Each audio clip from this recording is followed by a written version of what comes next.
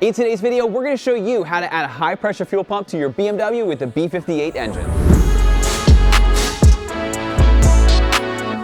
Hey, this is Bryan. Thanks for watching Kies Motorsports. If you like our videos, give us a thumbs up, make sure to subscribe, and check us out at KiesMotorsports.com. Behind me is Chris's F30 340 with the B58 engine. It is a total beast of a car, but it's about to get beastlier because we are going to be installing a pure 800 turbo, and we have a full DIY coming for you on that topic. Now, in preparation for all of the custom tuning with Kerry Jordan after the turbo is installed, we wanted to think ahead and make sure we didn't have any fueling limitations, which brings us to today, where we are bringing you a no fluff DIY on how to install a Dorch Stage 2 fuel pump on a B58. Now in today's video, we are going to be installing the Dorch Stage 2. If you are installing a Stage 1, it is the same process. So without further ado, let's get started. Now if you are new to the B58 engine, the high pressure fuel pump is in the most perfect place that BMW could have ever put it. On the N55s and some other cars, it's under the intake manifold and it takes significantly longer to install. This will take you a little bit longer than changing your oil. So love it. So with that, let's pull off the engine cover. So to do so, it's just held on by 4 little grommets. You just pop it up like so, and then just make sure that none of them got pulled out, but there's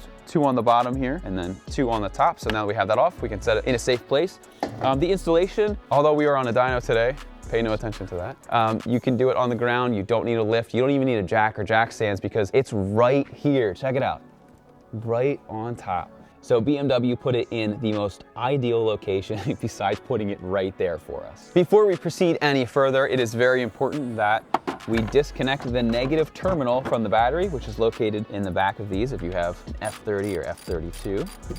So you just loosen that with a 10 mil.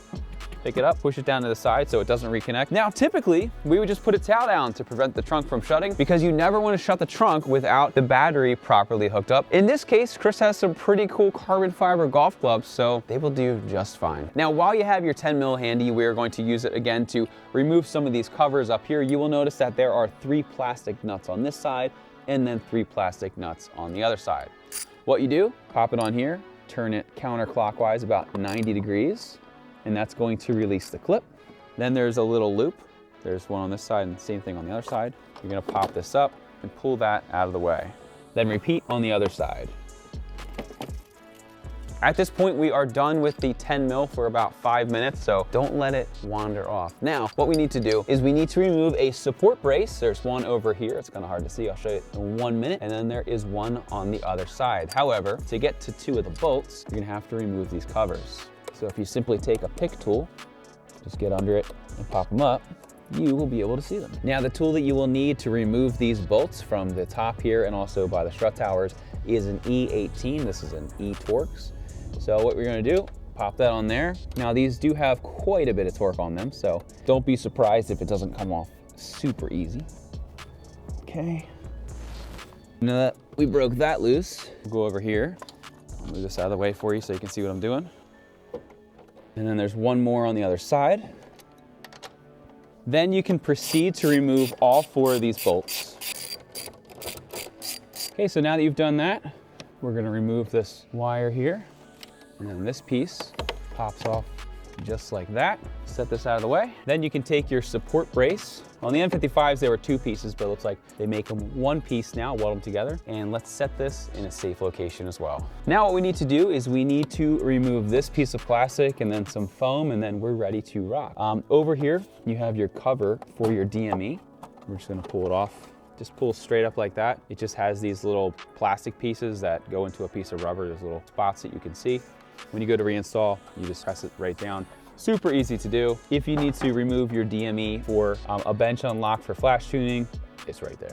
Super easy to get to. The reason that we move that off is because if you take a look, there is a little plastic rivet down here. So what you do is just take a little trim tool, you remove the middle, and then typically at some point, the rest of it will come off too, just like that. Now that that's out of the way, we can remove all of these 10 millimeter little bolts. Just be very careful that you don't drop them.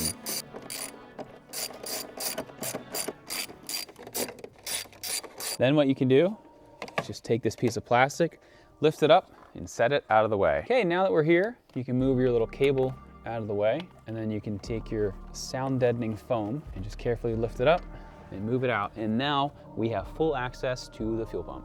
Okay, now that we have full access to everything, I'm going to take a microfiber towel and I'm going to put it around this section right here. This is a 17 mil, and you want to be very careful with this because there is a good amount of pressure in the system right now. I would recommend using a line wrench. This goes all the way around to prevent stripping it out.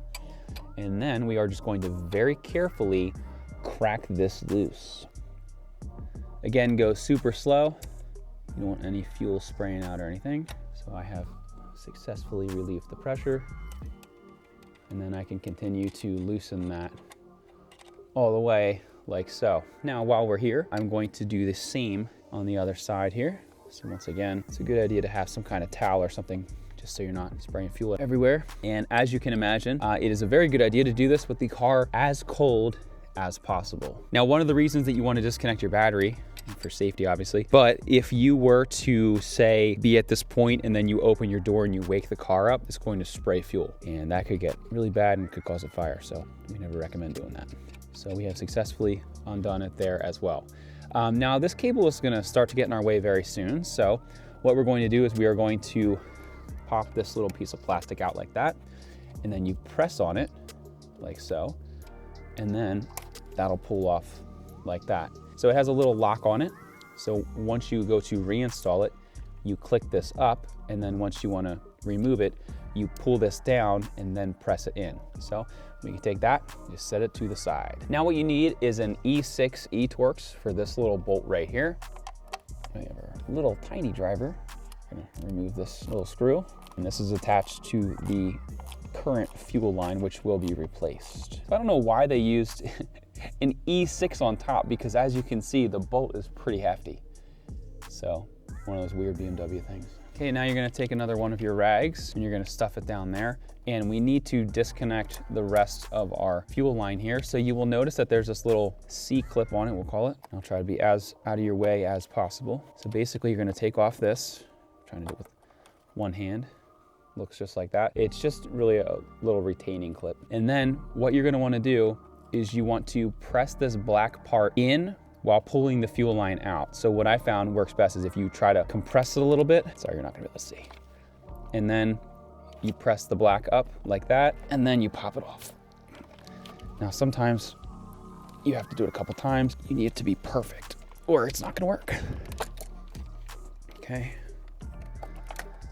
just like that. So what I was trying to show you and why it didn't work for me is I was pressing too much with one hand. You have to really just press it as much as possible and then pull it off. And then there you can see it just has a very standard fuel fitting. So once you've done that, you can get this line and remove it. We will not be reusing it. So now that we have that line removed, we're going to remove this line. Again, you have another E6 right there. And then you have another 17 mil connection here and then one over there. So let's start with our little E6. And then if you can, it's a good idea to get a little towel in there. And always go very slow when you're using fuel lines. Now I can't quite get my line wrench on there, so I'm just gonna use a standard 17. Again, just go super slow. Okay, make sure that's completely off. And then we'll do the same for this one over here. Okay, once you've done that, you're just gonna carefully take this off and set it out of the way.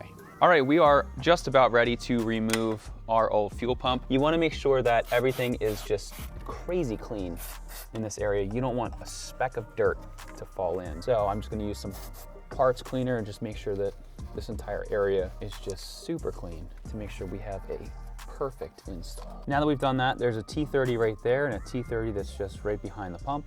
We can now remove these. Whenever you are removing or reinstalling these, it's always best to take a couple turns and then go to the other side and take a couple turns and then just keep going back and forth to make sure that you are both lifting it off as even as possible and you are also reinstalling it as even as possible.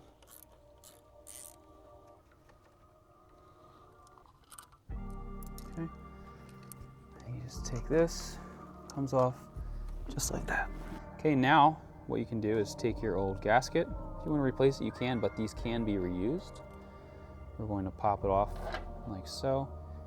Just gonna hit it with a little parts cleaner again, just to make sure that everything is super clean. Then once everything is clean to your liking, what you can do is just take that, and then it's going to get pressed into place just like that. Now, one thing that we love about Dorch is that you get everything that you are going to need. You don't have to buy extra parts, and it's all plug and play. So you will notice in your kit, there are 2 longer bolts, and then there are 2 shorter bolts. At this time, we are going to install the base, and we need to use the 2 shorter bolts and the little guide that is 3D printed. Then you're gonna take the piece that looks like this, and the little logo in the round side, we'll say, is going to go up. The little notched out side goes down. So you take your little 3D printed guide, and that's going to make sure that everything is properly lined up. And these bolts, just like OEM, are T30 on this side. And then we're going to, once we get this down far enough, we are going to evenly torque them down to 12 Newton meters. Okay, now you can take out your little guide, set that to the side. And then this is the orientation that it goes in. You're gonna take your other bolts and just pivot it around so you find where they go in. This is a 5mm Allen. And again, these are gonna get torqued down to 12 Newton meters. But as we did before, just make sure that everything is going in super nice. Make sure it goes in super straight. So now we have our upgraded fuel line. First thing you do is you unscrew these like that. And then for this one, for the bent one, it's going to go on here. Just make sure that you press it down all the way. Then you take this piece, and this will get threaded into here. Now, to prevent marring, it's always recommended that you use an aluminum AN fitting tool. I don't have one, so we're just gonna use our line wrench. We're just gonna be very careful. And then with a 16mm, you just wanna snug this up. Now, when it comes to the other side, what you need to do is you need to identify this little groove right there, and that is going to go over this little piece of the fuel line. If you look right there, it's got this little neck piece. So what you need to do is line that up, press it on sideways. Be careful not to drop it, because it's not magnetic and it's very difficult to get. And then you take your line and then you thread that on. Now on this side, it's very helpful if you have an 18 to tighten against, and then you can just tighten this guy down. Okay, now that we've tightened the other side of the fuel line down, it is time to install this one over here. So this one has a very specific sequence that it likes to be installed in. So basically we're going to start over here, make sure that everything is lined up.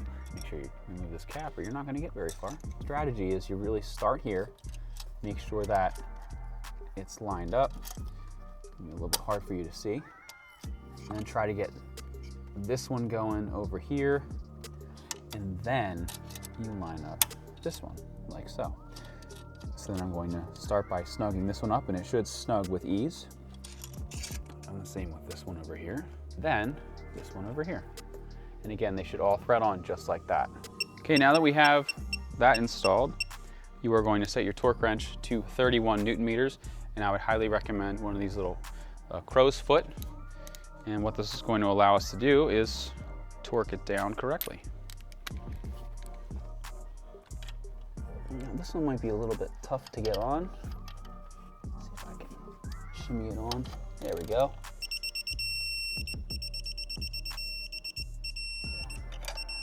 Now we're going to take our little connection over here, and we're going to feed this in. It only goes in one way.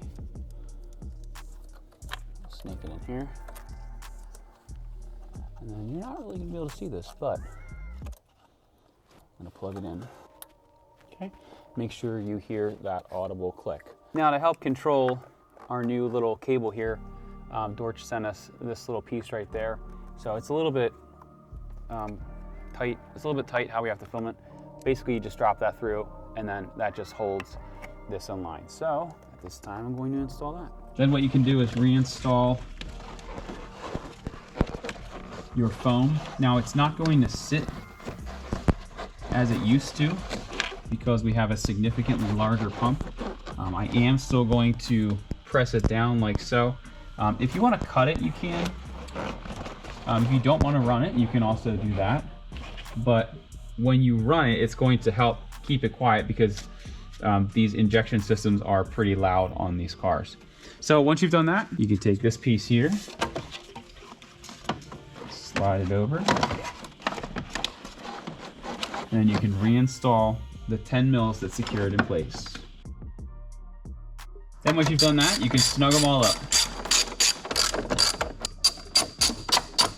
Once you've done that, you can reinstall your support brace, like so. Then we can reinstall the E18s. Then you can torque those down.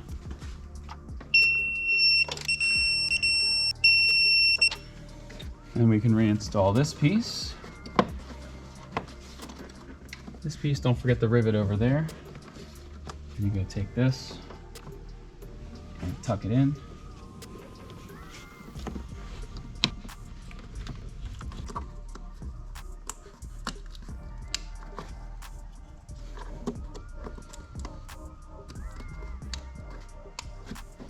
And reinstall the side pieces here.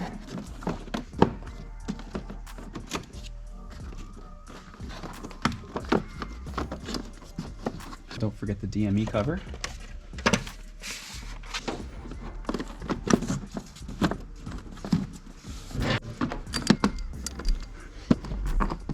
And then pop back your engine cover.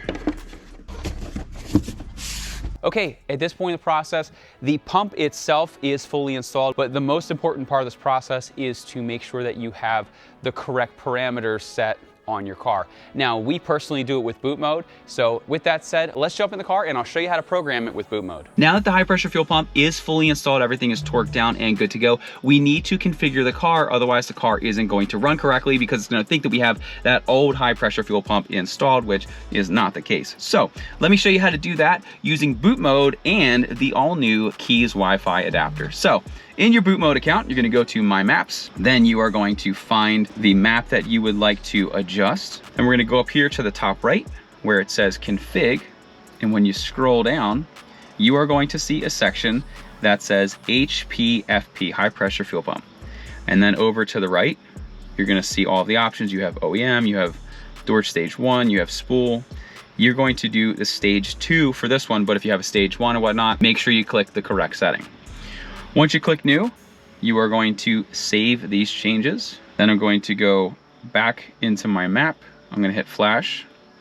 I'm going to hit download now and flash later. It's always a good idea to download them before just flashing to make sure that you get a really good solid download, and it's going to help you do it wirelessly. All right, once I've done that, I'm going to go to my maps and I'm going to go to downloaded, and I'm going to plug my Wi-Fi Ethernet cable in, put the car in accessory mode. I already have the seatbelt on. I'm going to turn the fan off, turn the lights off. The name of the dongle is Kies. You can see we've got a lot of keys here. So I'm going to connect to Kies, click my map, and I'm going to hit flash and then press here to flash now. All right, as you can see, we have the flash in progress. While your car is flashing, you're going to see a slew of errors, but don't worry, because they will all clear out in just a moment. And it's super fast. Check that out. Finishing up. Okay, clearing the codes. And we have success. So once you've done that, shut the car off for approximately 5 seconds or so. Then you can start it up. There we go. So that is how easy it is to install a high pressure fuel pump on a B58. It is very simple on these cars, and it's not very difficult on like an N55.